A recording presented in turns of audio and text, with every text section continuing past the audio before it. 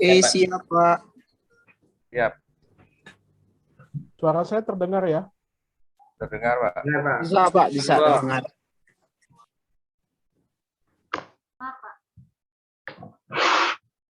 Oke, baik. Baik, bismillahirrahmanirrahim. Assalamualaikum warahmatullahi wabarakatuh. Selamat sore, salam sejahtera buat kita semua. Alhamdulillah ya, sore ini kita bisa bertemu kembali untuk melanjutkan sesi kedua ya, pertemuan kedua ya pada sore hari ini. Kita masih membahas seputar persoalan politik ya negara, dan juga nanti di akhir baru kita akan masuk kepada bagaimana politik ekonomi Islam ya dalam satu sistem politik yang ada di sebuah negara. Izin, saya siap menyiapkan bahannya. Mohon saya diberikan akses untuk share. Oke.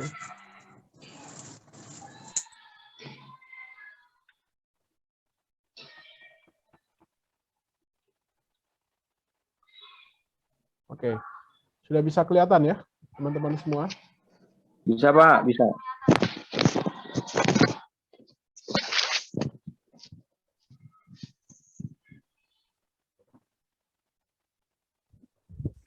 Baik, sekali lagi saya mau tes suara saya terdengar jelas? Jelas, jelas. Pak. Jelas, Pak. Jelas, Pak. Jelas, jelas.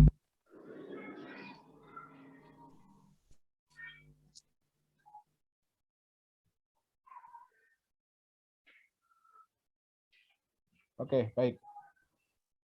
Oke, baik. Bagi teman-teman yang terutama di Indonesia bagian tengah maupun timur ya, yang sudah masuk waktu maghrib, silakan untuk melaksanakan atau menjalankan ibadah sholat maghrib terlebih dahulu. Nanti setelah itu bisa join, bergabung kembali ya. Dan karena kita ada posisinya di barat ya, jadi nanti kita baru akan break nanti menjelang maghrib ya, sekitar 6 kurang seperempat ya. Nanti kita break nanti 6 kurang seperempat. Baiklah, teman-teman sekalian, Bapak Ibu sekalian, pada sore hari ini kita akan mencoba menyelesaikan satu bahasan kita ya yang sesuai dengan RPS ya, rencana pembelajaran semester kita. Pada sesi ini ada 5 subpoin atau 5 subtema yang akan kita diskusikan. Pertama, prinsip dan instrumen politik ekonomi Islam.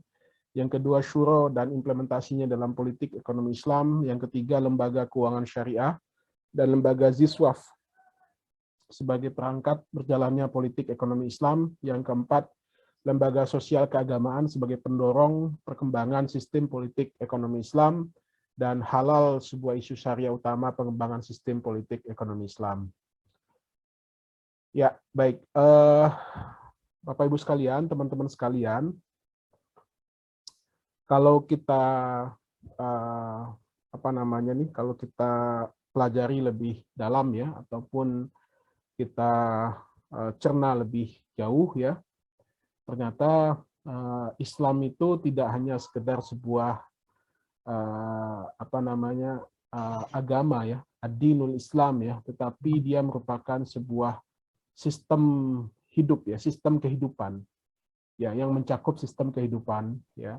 Jadi tata nilai ya ataupun ajaran Islam itu memiliki tingkat komprehensivitas yang sangat tinggi ya. Tidak hanya mengatur kehidupan di dunia saja ya, tetapi juga memberikan satu gambaran terhadap kehidupan setelah dunia ya, tentunya di akhirat ya. Nah, inilah yang membedakan antara Islam sebagai sebuah agama dengan kepercayaan-kepercayaan lainnya, ya, di mana Islam itu merupakan sebuah cara pandang yang komprehensif, ya, yang tidak hanya dimensinya itu hanya dunia semata, ya, tetapi juga ada kehidupan setelah dunia. Nah, oleh sebab itu, dalam ajaran atau dalam pandangan ekonomi Islam itu sendiri, tujuan pencapaian ya dalam setiap aktivitas ekonomi Islam itu adalah sasaran akhirnya itu adalah falah ya, atau kemenangan ya, kemenangan dunia dan akhirat ya. Jadi kalau kita dengar azan itu ya, di ujungnya itu kan disebutkan hayya 'alal falah ya. Marilah kita mencapai kemenangan. Nah, kemenangan yang punya dimensi dunia dan akhirat. Artinya di dunia ini kita diberikan anugerah untuk mengelola kehidupan ini ya, di akhirat kita punya satu investasi untuk melanjutkan kehidupan abadi kita ya, yang ada di akhirat kelak. Nah, oleh sebab itu Islam tidak hanya mengatur persoalan ibadah semata ya, tetapi dia juga merupakan satu tatanan kehidupan atau cara pandang dalam sistem kehidupan yang mengatur segalanya ya, komprehensif gitu ya. Jadi ini sesuai dengan janji Allah sendiri ya, telah aku sempurnakan Islam sebagai agama ya, yang tentunya sudah tidak ada lagi keraguan di dalamnya. Nah, kalau kita lihat dalam bagan yang slide saya ini ya, ini terlihat bagaimana Islam sebagai sebuah sistem kehidupan ya, itu memiliki cabang ya, dan memiliki sistem-sistem yang terdapat di dalamnya ya. Di antaranya sistem ekonomi, sistem politik, sistem hukum, dan sistem sosial budaya. Nah, tentu teman-teman sekalian, Bapak Ibu sekalian bertanya ya, bagaimana sistem atau dari mana sumbernya, asal muasalnya ya. Nah, jadi sebenarnya kan kalau kita lihat ya, atau kita pelajari ya, peradaban Islam ini ya, mulai dari zaman Nabi lahir ya, sekitar tahun 570 Masehi ya, 12 Rabiul Awal yang sebentar lagi kita peringati Maulid Nabinya, itu kan artinya turunnya Al-Quran itu dengan kehidupan Nabi itu kan boleh dikatakan menjadi prototipe gitu.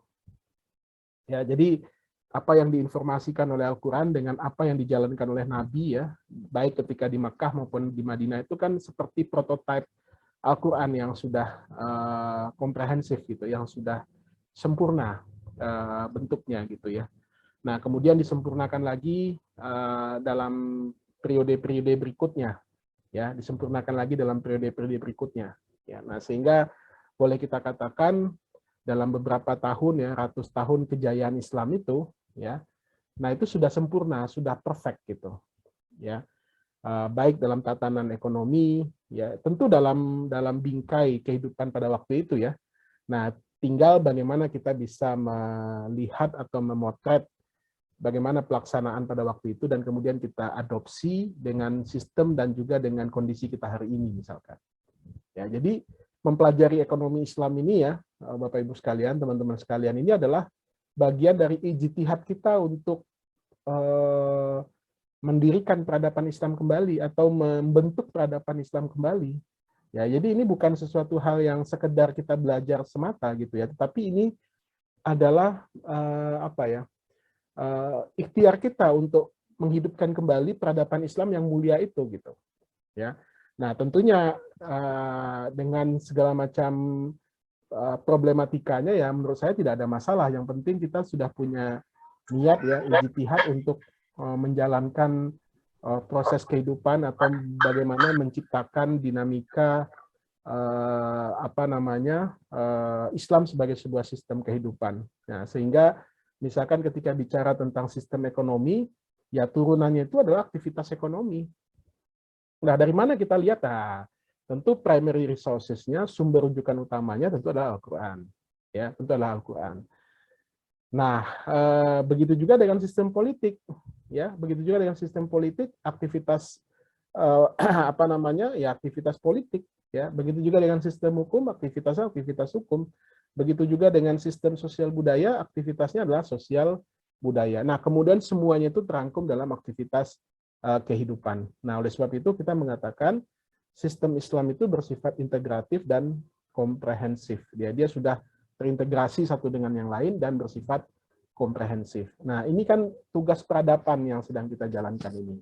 Ya, jadi tidak hanya sekedar kita kuliah di Ahmad Dahlan ya, mengambil apa namanya jurusan ya magister keuangan syariah, tidak ya, tetapi bagi saya, bagi teman-teman yang punya niat, punya ijtihad untuk mempelajari ekonomi Islam, ini bagian dalam proses kita untuk menghidupkan kembali peradaban Islam. Nah, saya punya satu ini ya, saya mau perlihatkan karena walaupun nanti ada di slide ke-12, tapi di awal nggak apa-apa saya perlihatkan. Nah, jadi kalau kita lihat ya, teman-teman sekalian ya, Bapak Ibu sekalian, the Islamic Empire ini ya, mulai ini kalau saya sih lebih condong untuk memasukkan periode kehidupan Rasulullah ya 570 ya sampai 631 ya, 631. Ini adalah ya sampai mungkin ya Mamluk atau apa namanya Utsmani ya, Turki Utsmani, Ottoman Turki. Ini adalah the best practice atau golden age peradaban Islam. Ya, ini di golden age peradaban Islam. Ya, bolehlah kita katakan sampai Mamluk lah, karena di ujung ini kan Turki Utsmani kan collapse ya, artinya apa namanya di akhir ya kejayaan Islam itu sudah menunjukkan akan mengalami keruntuhan ya. Jadi kalau kita hitung nih kurang lebih 700 sampai 800 tahun ya. Jadi periode emas peradaban Islam itu ada pada periode 700 sampai 800 tahun. Ya. Nah, di sini semua subsistem tadi yang saya katakan ya, semua subsistem kehidupan ini, sistem kehidupan ini mulai dari ekonomi, politik, hukum, budaya, teknologi itu sudah ada di sini. Ya, sudah ada di sini. Nah, tinggal bagaimana kita ya, tadi yang saya katakan ya, mencoba mempelajari kembali ya. Ini bukan bicara aspek romantisme masa lalu, tetapi ini adalah prototipe ilmu yang memang itu sudah kita miliki. Kekayaan hasanah apa namanya pemikiran dan juga apa namanya kehidupan Islam itu kita ingin kembalikan. Nah, cuman kendalanya itu adalah selepas Utsmani ini, kalau boleh kita katakan mulai tahun 1500 sampai saat ini ya, juga kurang lebih sekitar 800 tahun, 700 sampai 800 tahun Bapak Ibu sekalian, itu banyak dikuasai oleh, artinya ketika kan dalam Quran itu kan memang disebutkan terjadi pergiliran kekuasaan itu ya, Allah pergilirkan ya, itu ketika peradaban Islam mengalami kemunduran ya dengan segala macam apa namanya permasalahannya, digantikan dengan munculnya Barat yang banyak mempengaruhi peradaban dunia ya, diantaranya adalah penemuan-penemuan ilmu pengetahuan dan teknologi yang banyak dilahir pada periode itu di Barat ya. Nah, itu kan kita ada time lag. Ya, ada time lag kurang lebih sekitar 600 sampai 700 tahun juga. Ya, kalau kita hitung misalkan sampai 1500 saja, nah ini kan ada sekitar 700 tahun. Ya, kurang lebih ya, sampai kemudian kita ada pada hari ini. Ya. Nah, itu periode kosong itulah yang membuat banyak negara Islam atau negara Muslim ya di seluruh dunia itu banyak tergantikan, ya banyak sistem dan kehidupan pola kehidupan mereka tuh banyak tergantikan, ya. Nah sehingga contohnya kita saja, ya kita saja, hampir semua fakultas ekonomi di Indonesia ini yang umum gitu ya, itu kan mempelajari teori-teori konvensional yang memang itu berasal dari Barat misalkan, ya tidak hanya ekonomi tapi juga politik, sosial, budaya, ya dan lain sebagainya. Ya, kenapa? Karena tadi tergantikannya peran Islam dalam peradaban dunia tadi. Ya, nah inilah yang kemudian kalau kita perhatikan ciri-ciri yang dialami saat ini, ternyata Barat juga sedang di ujung akhir dari peradaban mereka. Ya, kalau kita lihat ketika Turki Utsmani itu mulai menurun, nah Barat kira-kira juga pada posisi yang sama. Nah, kalau kita bikin satu pertanyaan, the big question-nya adalah, lalu next siapa yang akan melanjutkan atau yang mempengaruhi peradaban dunia ini? Ya, apakah kembali Islam kembali berjaya, ya, atau kemudian Barat kembali bangkit, atau ada satu kekuatan baru? Ya, kalau kita lihat sekarang dominasinya ada pada Cina, ya, Konfutse itu ya, yang juga merupakan salah satu peradaban tua yang kira-kira akan banyak juga mempengaruhi peta peradaban dunia. Nah, inilah yang kemudian banyak disinyalir oleh para ilmuwan-ilmuwan Barat, terutama ya seperti Samuel Huntington itu ya dalam bukunya Clash of Civilization itu mengatakan akan terjadi pertarungan 3 peradaban besar di dunia ya, Islam, Barat, sama Cina ya atau Konfutse tadi. Nah, ini kan terlihat saat ini ya bagaimana Cina mulai mendominasi ya sistem atau aktivitas-aktivitas ekonomi ya di tengah kejayaan Barat yang mulai redup gitu ya, dan Islam lambat laun mulai bangkit juga gitu ya, mulai memperlihatkan kebangkitannya ya, yang kita lihat orang mulai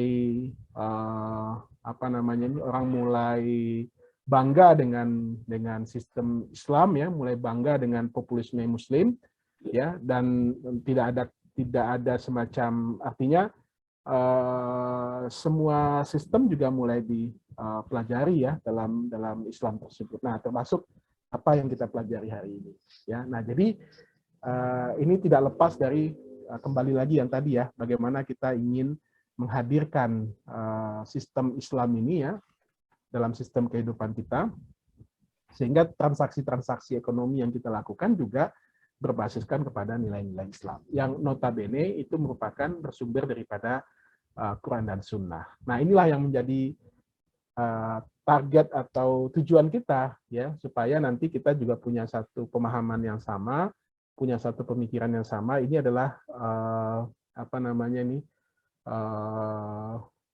ikhtiar kita untuk mengembalikan sistem atau peradaban Islam yang mulia tersebut ya, yang sesungguhnya itu sudah selesai gitu ya, artinya sudah paripurna gitu ya, yang digambarkan dalam Al-Quran tersebut. Nah, tinggal usaha kita lah untuk menghadirkan tersebut di tengah-tengah kehidupan kita. Nah, baik Bapak Ibu sekalian, ya, jadi karena kita ingin melihat ini dalam berbagai macam perspektif ya, terutama politik ya. Nah, tentu kita juga ingin tahu terlebih dahulu apa sih yang dimaksud dengan politik tersebut gitu ya. Jadi secara bahasa ya, secara etimologi ya, kata politik itu berasal dari bahasa Yunani yaitu polis ya, yang dapat mempunyai arti kota dan negara kota ya. Jadi kata polis tersebut berkembang menjadi kata lain seperti politis yang juga warga negara, atau politikus yang berarti kewarganegaraan. Ya. Nah, itu definisi politik dari sisi bahasa. Ya. Nah, pada zaman klasik Yunani ya, Yunani negara atau lebih tepat negara kota disebut dengan polis ya. Halo? Ada yang mau bicara tadi? Nah, itu tadi kebuka itunya Pak, mic-nya dia, jadi udah saya mute Pak, dilanjut aja Pak.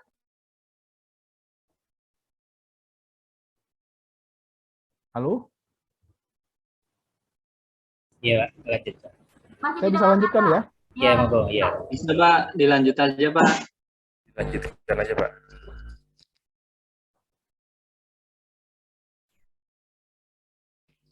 Oke, saya ulang lagi ya. Suara saya kedengaran ya?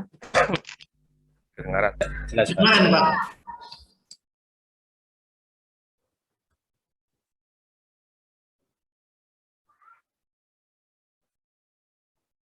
Dilanjutkan Pak, silakan. Oke, baik. Kalau begitu saya lanjutkan ya. Ya, baik.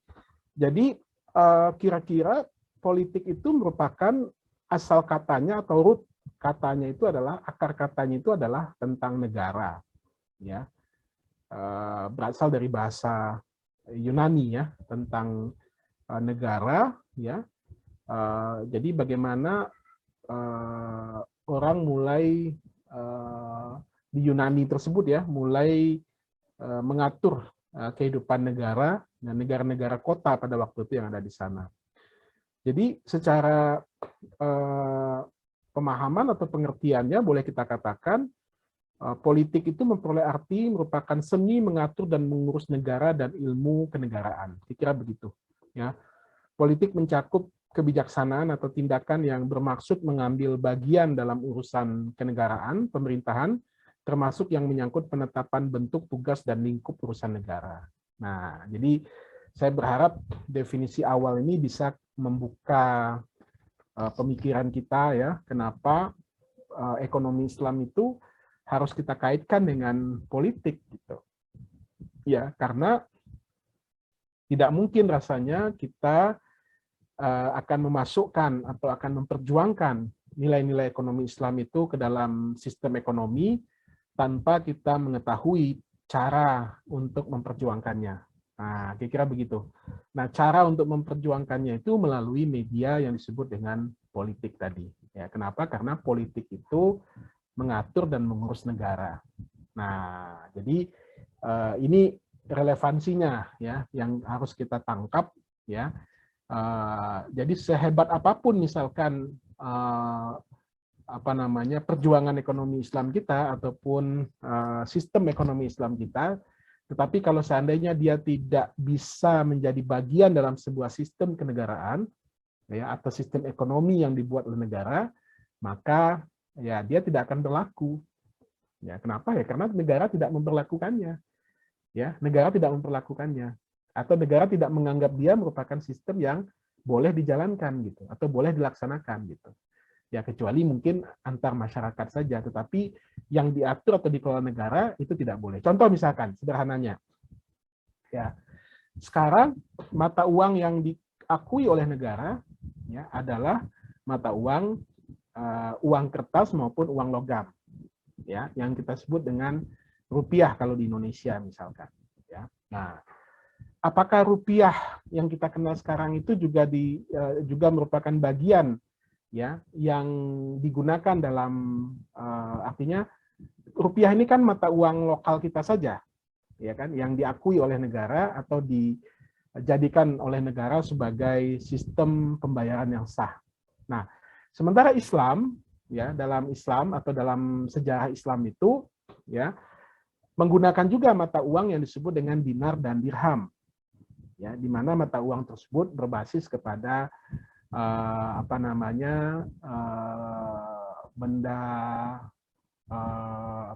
benda berharga gitu ya atau emas lah gitu kira-kira kita bahan penyusunnya emas dan perak misalkan. Nah, pertanyaan saya, walaupun kita ketahui dalam sejarah Islam itu dinar dan dirham itu merupakan mata uang di sebagian negara Islam atau dalam sistem peradaban Islam pada waktu itu, tetapi kan dia tidak otomatis hari ini itu juga menjadi mata uang yang diakui oleh negara-negara, ya kan?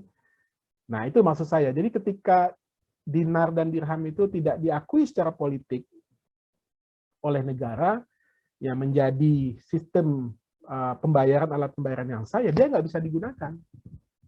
Dia nggak bisa digunakan. Contoh misalkan kalau Anda belanja di supermarket misalkan ya. Lalu di kasirnya ada diserahkan dinar, ya orang nggak bisa pakai, orang nggak bisa gunakan, walaupun secara intrinsik, ya saya katakan lagi secara intrinsik bahan pembentuknya itu adalah emas, ya benda berharga, ya barang berharga, ya. Nah tapi itu tidak lantas menjadi alat atau sistem pembayaran yang diakui oleh negara. Tapi sebaliknya, dulu mungkin ya sebelum sekitar tahun 80-an, 70-an misalkan, tidak ada yang namanya bank syariah. Semua bank adalah bank umum. Ya, baik itu yang dikelola oleh pemerintah maupun dikelola oleh swasta. Ya. Nah, kemudian awal-awal tahun 90-an ada inisiatif dari sekelompok warga ya atau sebagian warga negara yang berinisiatif untuk menjalankan sistem perbankan yang berbasis kepada syariah, ya, yang kemudian ya diajukan ke dalam sistem politik negara ya dalam bentuk pengajuan undang-undang. Ingat ya pelajaran kita minggu lalu politik hukum ya itu dalam bentuk legal formalnya diakui. Maka semenjak undang-undang ada, undang-undang perbankan syariah ada, maka sistem perbankan syariah diakui oleh negara. Nah, gitu kira-kira pembandingnya. Ya, jadi begitu begitu signifikannya pengaruh politik negara tersebut untuk menjalankan atau untuk melaksanakan sistem, ya, sebuah sistem yang kita usulkan atau yang ingin dilakukan oleh warga negara. Nah, jadi politik itu sebagai cara atau seni mengatur, mengurus warga negara, ya, atau negara atau ilmu kenegaraan, ya. Dia mencakup kebijakan, kebijaksanaan, tindakan, ya, urusan-urusan kenegaraan, pemerintahan yang termasuk di dalamnya bentuk tugas dan lingkup urusan negara, ya, yang mengatur warga negara. Kira-kira begitu. Nah, jadi harus selaras, sejalan dia gitu. Jadi ketika sistem dalam ekonomi Islam itu mulai tumbuh berkembang, sistem zakat, sistem wakaf, sistem keuangan lah, ya, dan juga sistem sektor realnya sekarang marak, misalkan legalisasi atau sertifikasi halal, ya, industri syariah, industri halal, ya, wisata syariah dan lain sebagainya. Nah, ketika itu belum diakui oleh negara, maka dia tidak bisa kita jalankan secara resmi, ya, kecuali mungkin aktivitas-aktivitas yang harian yang ada di tengah-tengah masyarakat. Tetapi dia belum bisa diakui selama dia belum menjadi bagian dalam ketatanegaraan kita, ya, diatur secara konstitusi, ya, baik aturan mainnya mulai dari undang-undang, ya, peraturan dan peraturan di bawahnya serta seterusnya. Nah, jadi begitu pentingnya kenapa politik itu menjadi satu hal yang sangat urgent yang harus kita pahami dan ketahui, dan bagaimana mekanismenya. Nah, sehingga nanti ketika kita ingin mengajukan sistem ekonomi Islam itu menjadi bagian dalam sistem negara, maka itu akan jauh lebih memudahkan kita.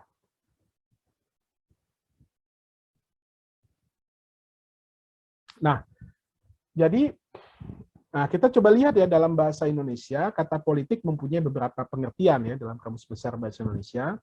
Ilmu pengetahuan mengenai ketatanegaraan atau kenegaraan, segala urusan dan tindakan, kebijakan, siasat dan sebagainya mengenai pemerintahan negara atau terhadap negara lain, kebijakan, cara bertindak dalam menghadapi atau menangani suatu masalah, ya.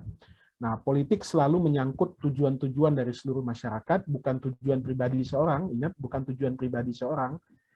Selain itu, politik menyangkut kegiatan berbagai kelompok, termasuk partai politik dan kegiatan individu. Jadi, politik itu tidak sekedar atau tidak hanya terkait dengan perjuangan individu, ya, tetapi harus mencerminkan seluruh masyarakat. Ya, bukan tujuan pribadi seorang atau kelompok masyarakat, tapi dia harus menyangkut kehidupan bermasyarakat. Ya, yang diperjuangkan di Indonesia itu mekanisme itu berada pada atau diperjuangkan melalui partai politik, ya, yang itu diakui sebagai representasi oleh negara.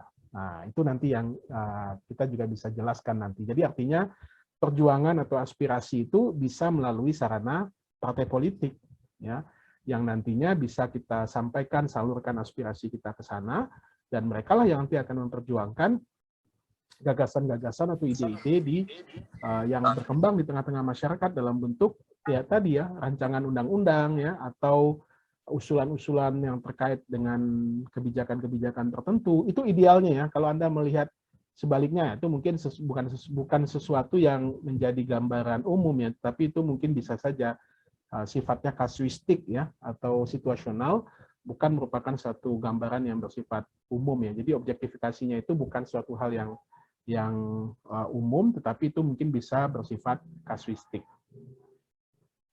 Nah, dalam arti yang lebih luas, politik diartikan sebagai cara, ya, atau kebijaksanaan untuk mencapai tujuan tertentu. Bermacam-macam kegiatan dalam satu sistem politik, ya, yang menyangkut proses penentuan tujuan dan sistem itu dan melaksanakan tujuan-tujuan tersebut. Politik juga menyangkut tujuan dari seluruh masyarakat, ya, public goals, dan bukan tujuan pribadi seorang, private goals. Politik menyangkut kegiatan berbagai kelompok termasuk partai politik, itu disampaikan oleh Pak Deliar Nur. Secara umum, politik dapat diartikan sebagai kebijakan yang digunakan dan dipakai dalam setiap urusan dan tindakan. Dalam kosakata bahasa Indonesia sebagai kata siasat. Ya, jadi siasat atau, ya, artinya jangan langsung kita berkonotasi negatif ya. Siasat itu adalah seni juga, seni untuk mencapai atau menghasilkan tujuan. Ya, yang berasal dari kata bahasa Arab siasah. Nah, ya, jadi siasat nanti orang lalu berpandangan wah ini pasti negatif ya. Padahal siasah itu sangat luas jangkauannya ya. Jadi tidak hanya terbatas kepada hal-hal yang terkait dengan ruang lingkup yang kecil atau ruang lingkup yang sempit ya. Nah, jadi itu ya. Jadi secara umum definisi politik kita harapkan ini bisa dipahami oleh teman-teman sekalian ya. Ini salah satu bentuk urgensi kenapa kita perlu mempelajari politik ekonomi Islam ini, karena dia akan menjadi bagian yang tidak terpisahkan dalam perjuangan atau dalam menjadikan sistem ekonomi Islam ini menjadi bagian dalam sistem negara. Ya. Tanpa itu, ya tidak akan pernah mungkin tahu atau tidak akan pernah bisa menjadi bagian dalam sistem negara. Seperti tadi yang saya contohkan. Nah, alhamdulillah sampai hari ini kita sudah memiliki banyak instrumen-instrumen ekonomi Islam yang diakui oleh negara.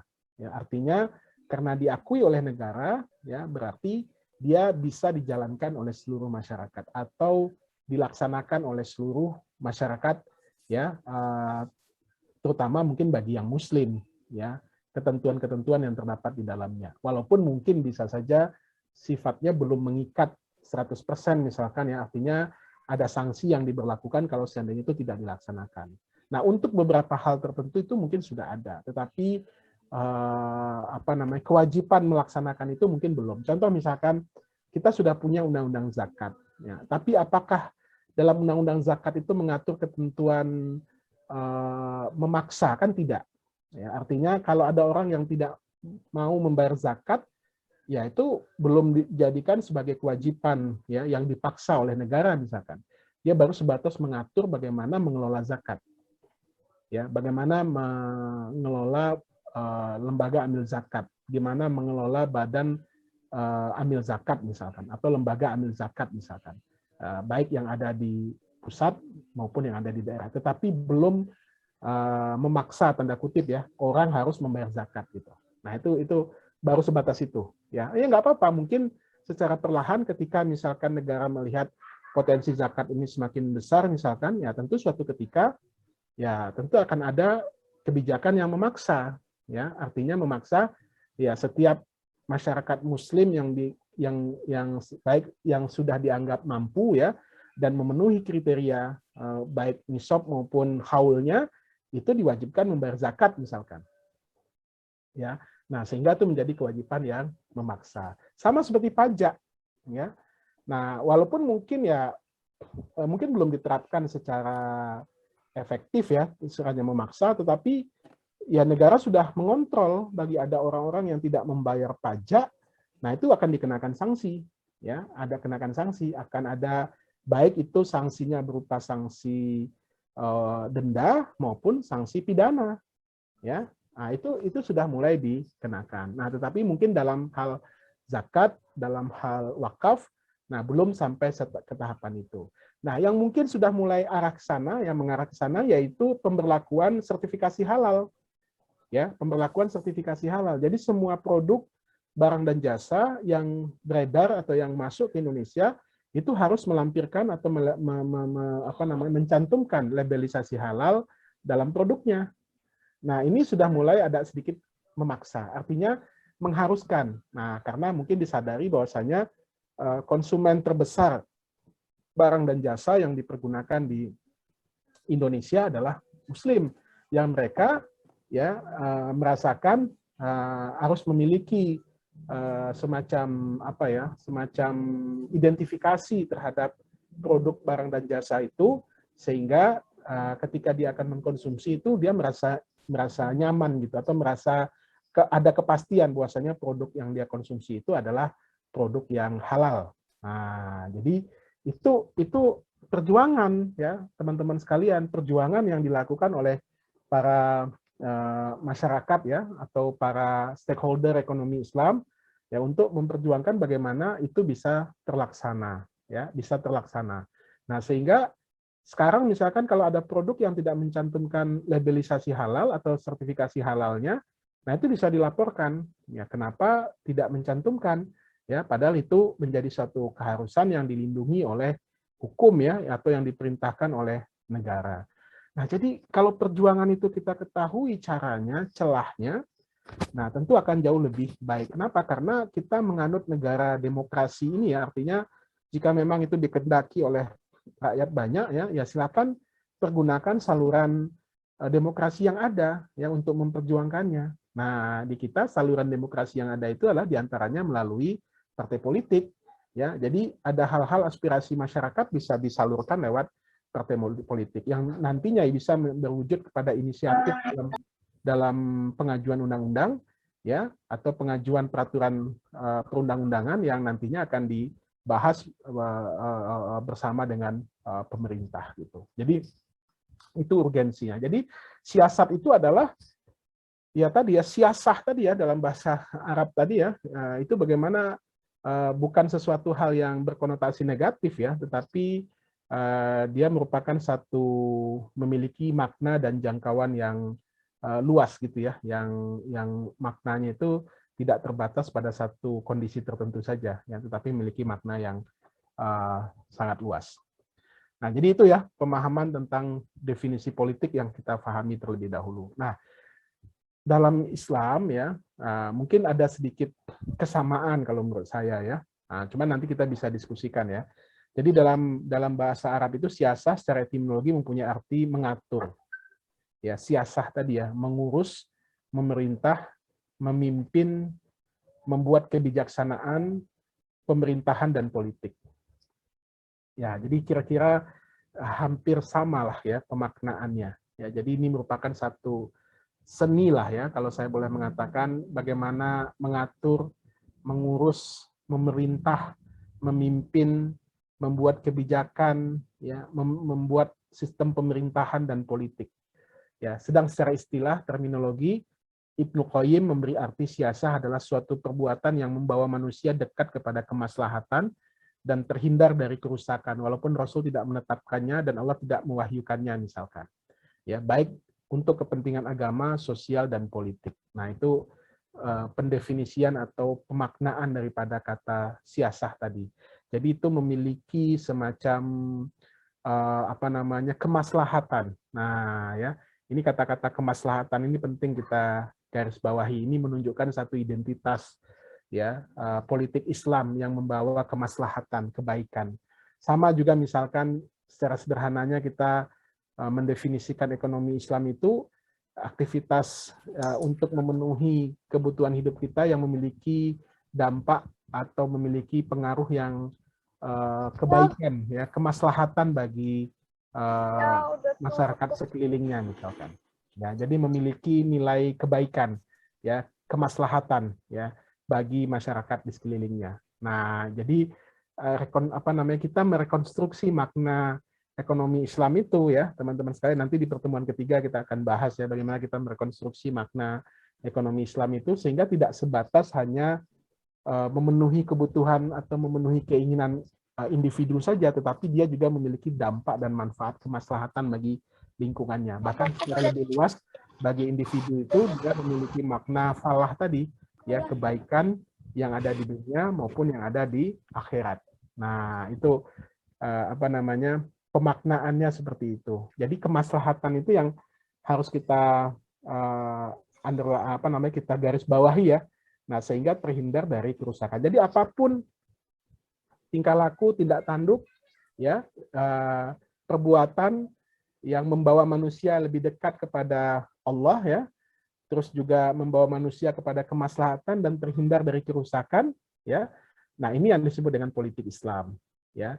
Walaupun mungkin secara detail ya mungkin tidak ditetapkan oleh Nabi misalkan, atau tidak secara secara jelas mungkin ya tidak disinggung dalam Al-Qur'an misalkan. Nah, tetapi maknanya ya itu sudah menjadi itu yang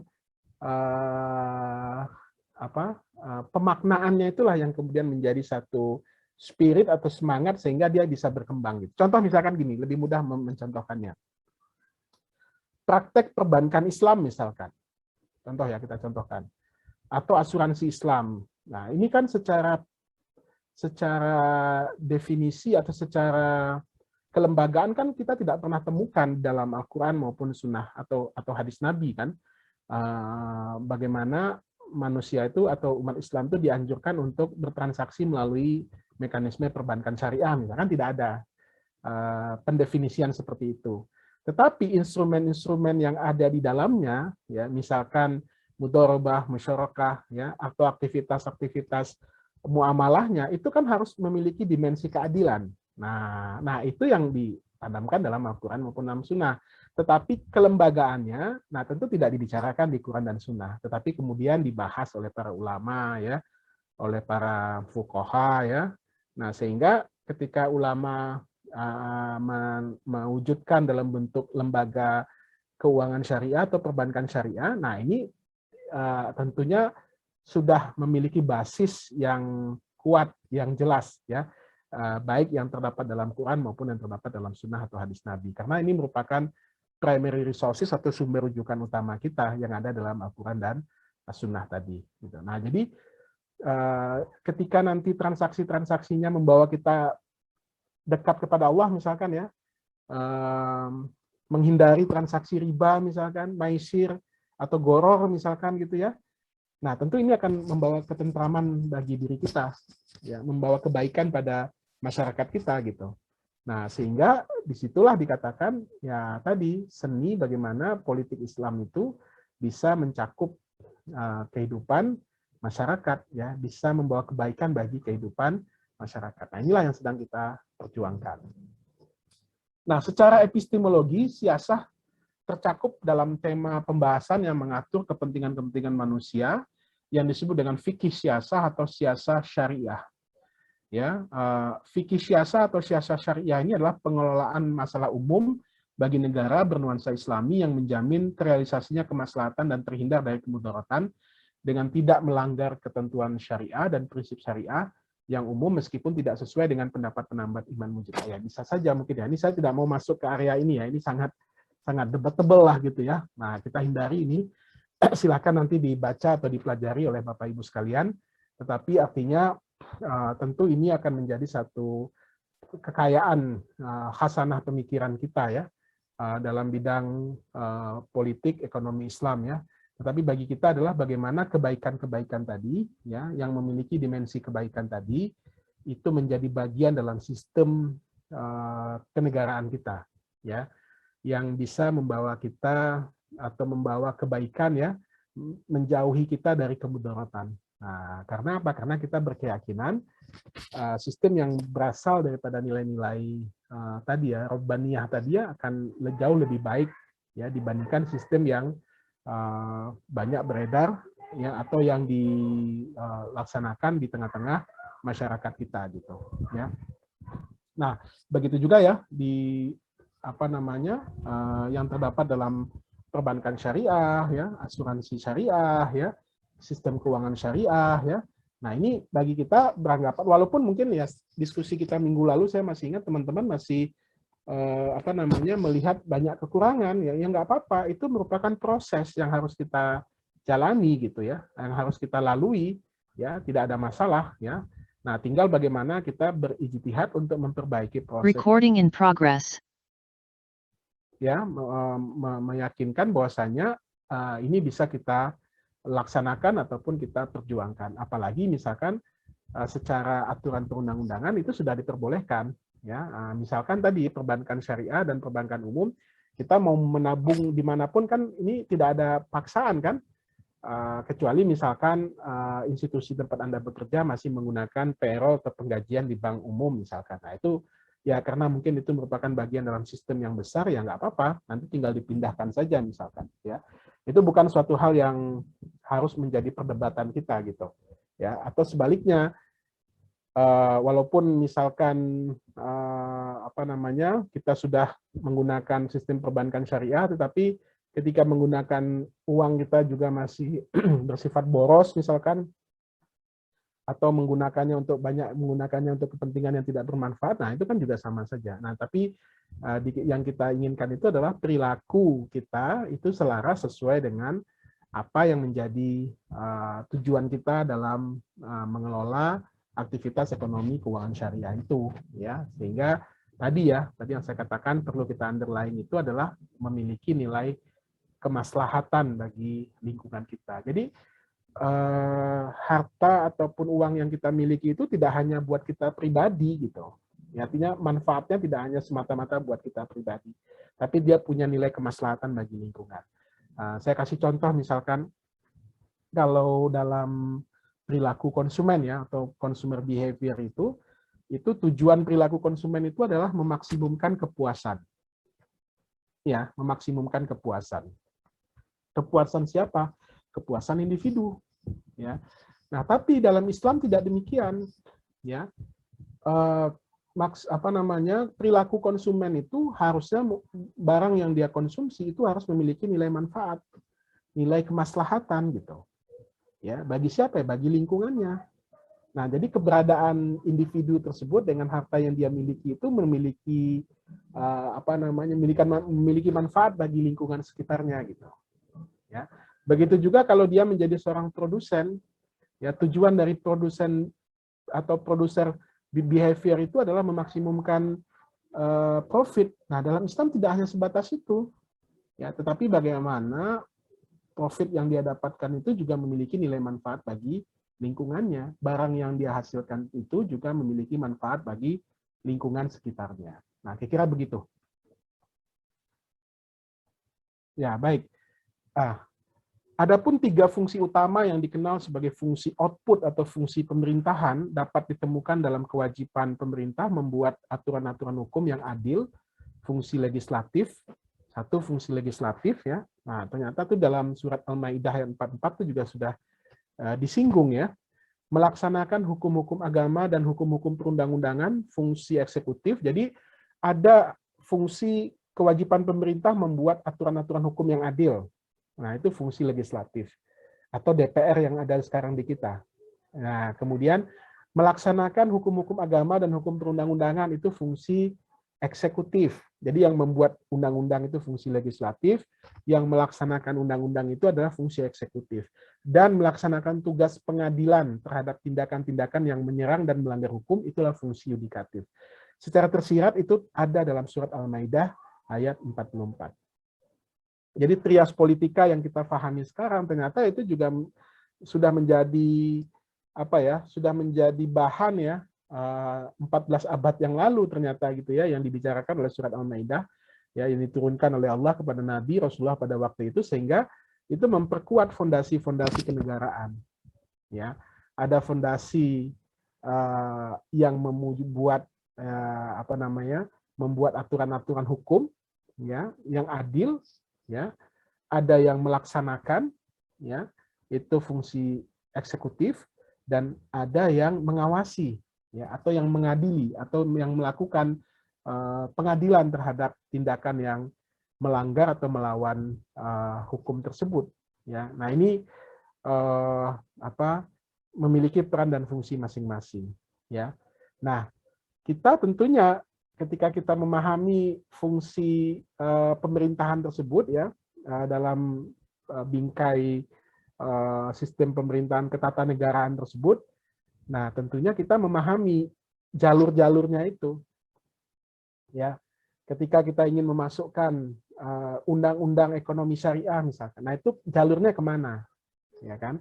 Jalurnya kemana? Ya tentu yang kita pakai jalur legislatif, ya kan? Kenapa? Karena merekalah yang mengusulkan ya pembuatan undang-undang tersebut. Nah, ketika undang-undang tersebut sudah jadi, siapa yang melaksanakannya? Ya pemerintah eksekutif.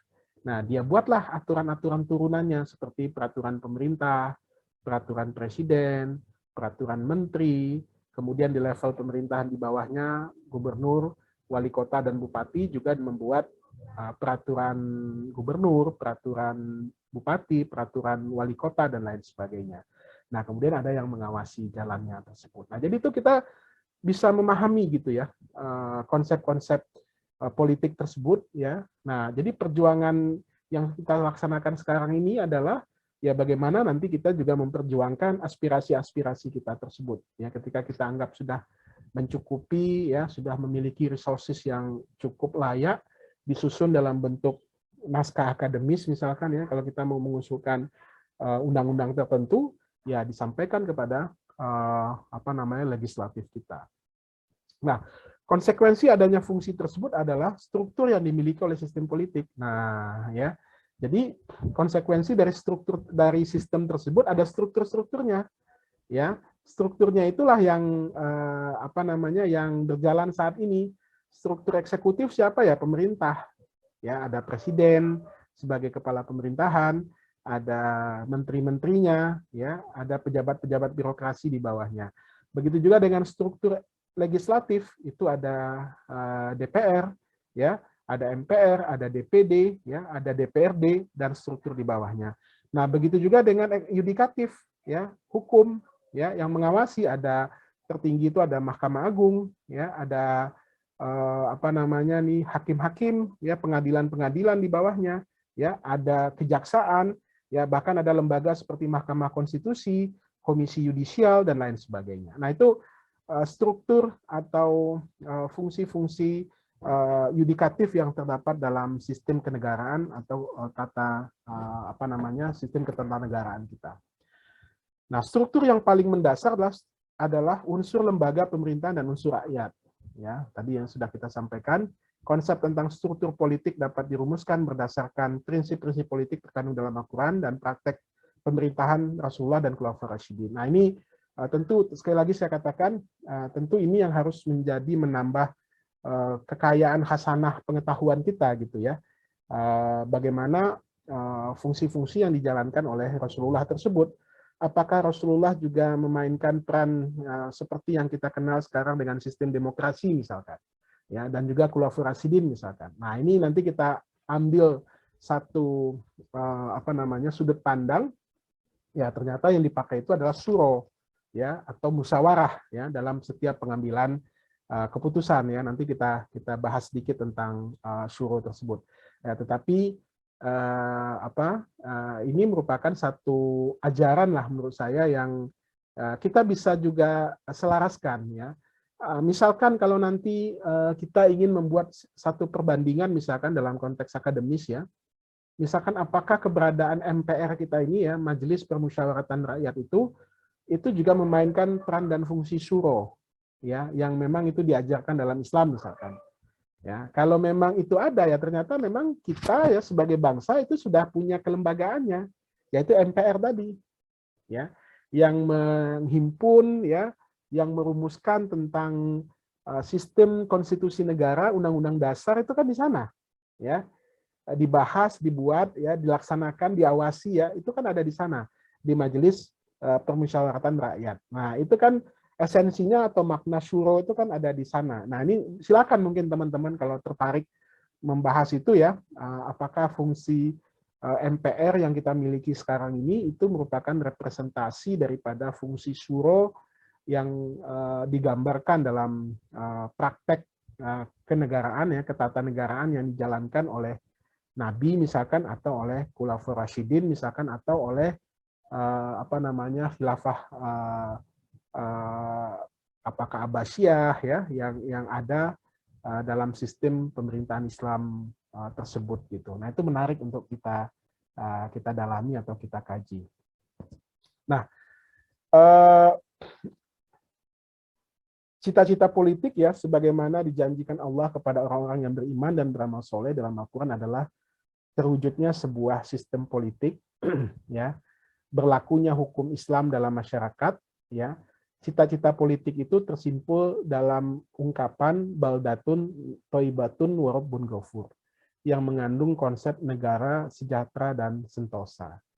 Nah, ini yang sering kita dengar, ya, ucapan baldatun thayyibatun wa rabbun ghafur ini, ya, negara adil makmur, konsep negara sejahtera dan sentosa. Nah, ini juga silahkan ini dikaji nih teman-teman sekalian, ya. Kalau Anda nanti membuat tesis tentang konsep negara baldatun thayyibatun wa rabbun ghafur, baldatun thayyibatun wa rabbun ghafur ini apakah sesuai dengan konsep negara kesejahteraan yang kita pahami sekarang atau welfare state. Ya, silakan dikaji dari aspek literasi misalkan, aspek literasi itu sumber-sumber rujukan, ya, apakah yang terdapat dalam Al-Quran maupun dalam hadis-hadis Nabi, bagaimana menggambarkan konsep baldatun thayyibatun wa rabbun ghafur. Jadi ujungnya itu ke sana. Jadi politik Islam tadi, politik ketatanegaraan kita tadi ya akan mewujudkan satu sistem politik Islam ya yang adil tentunya, yang berbasiskan kepada Quran dan Sunnah ya yang ada di tengah-tengah masyarakat kita. Nah, sehingga dengan hadirnya politik Islam tersebut ya atau dengan terciptanya keadilan di tengah-tengah masyarakat kita, maka akan bisa terwujud sistem baldatun thayyibatun wa rabbun ghafur. Nah, teman-teman mesti ingat, kita sebenarnya kan juga sudah punya konsep ya bagaimana mewujudkan sistem politik dan juga sistem kenegaraan yang kira-kira mengarah ke sana. Ya, Anda bisa lihat tuh Pancasila. Ya, 5 silanya itu ya kalau menurut saya itu sebenarnya itu sudah menjadi guideline bagi kita yang tidak ada satupun silanya yang bertentangan dengan ajaran agama kan, dengan Quran dan Sunnah misalkan. Bahkan menempatkan ketuhanan yang Maha Esa, tauhid itu, nilai-nilai tauhid itu ke dalam satu kedudukan yang paling tinggi. Ya, itu sila pertama. Ya, yang itu yang menjadi dasar ya, negara ini ya berbasis kepada nilai-nilai ketauhidan atau nilai-nilai ketuhanan tersebut. Baru kemudian kita bicara aspek kemanusiaan, kita bicara aspek persatuan, kita bicara aspek lagi-lagi permusyawaratan. Nah, yang tadi kita bahas sedikit syuro tersebut ya dan juga aspek keadilan.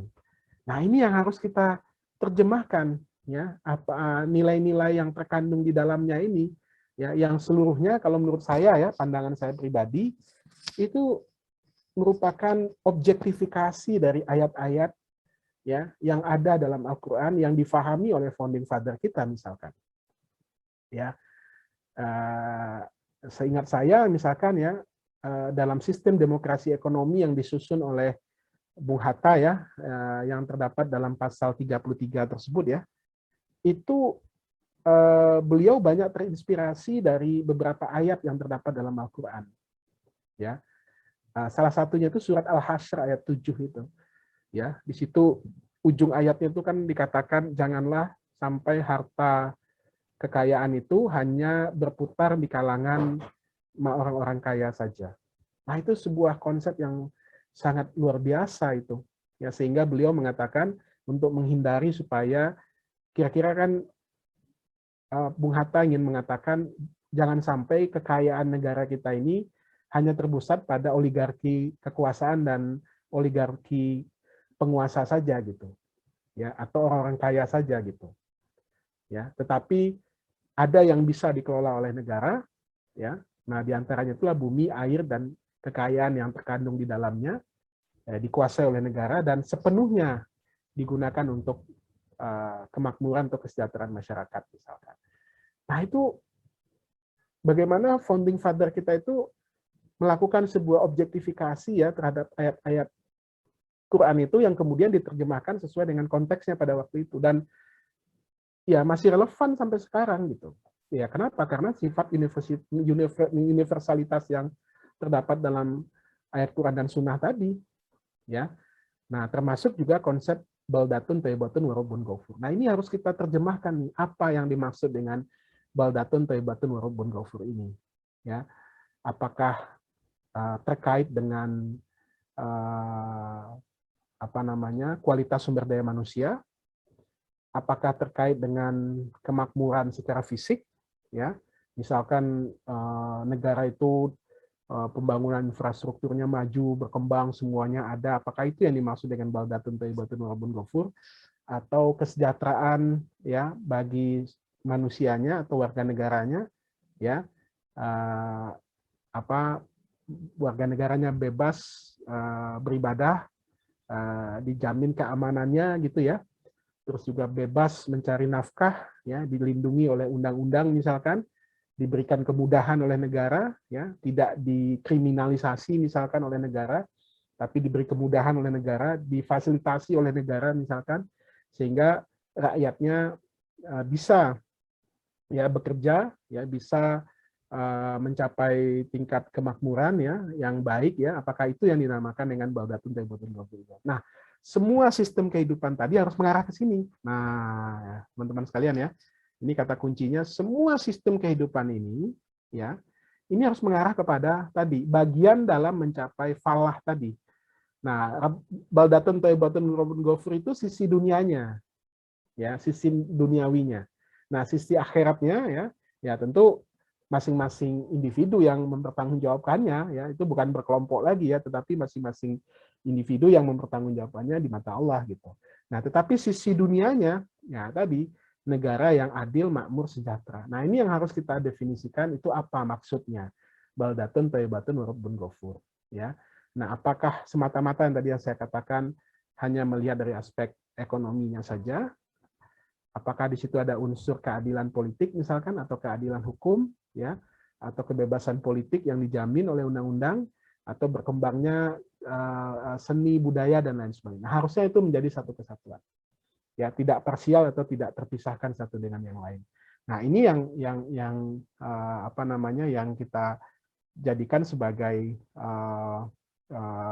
ukuran ya untuk mengetahui bagaimana tujuan dan sasaran akhir dari pencapaian cita-cita politik Islam tadi. Nah, cita-cita ini merupakan ideologi Islam karena ia merupakan nilai-nilai yang diharapkan terwujud, sehingga dengan begitu diperoleh sarana dan wahana untuk aktualisasi kodrat manusia sebagai khalifah dalam membangun kemakmuran. Nah, kira-kira dengan adanya sarana tadi, ya, nah tentunya kita bisa mencapai apa yang disebut dengan apa namanya nih cita-cita maqasid syariah itu, ya, bagaimana kita bisa melindungi agama, melindungi harta, melindungi jiwa, melindungi akal, melindungi keluarga, ya. Nah, itu sarana untuk mewujudkannya, dan itu dijamin dan dilindungi oleh institusi yang disebut dengan negara tersebut. Nah, kalau itu terwujud, nah tentu tadi ya kodrat manusia dan baik sebagai seorang individu maupun sebagai khalifatul fil ardh, khalifah di muka bumi ya. Nah, tentu akan bisa diwujudkan. Jadi khalifatul fil ardh itu kan Allah memberikan mengandurkan bumi ini yang kemudian kita kelola dengan sebaik-baiknya.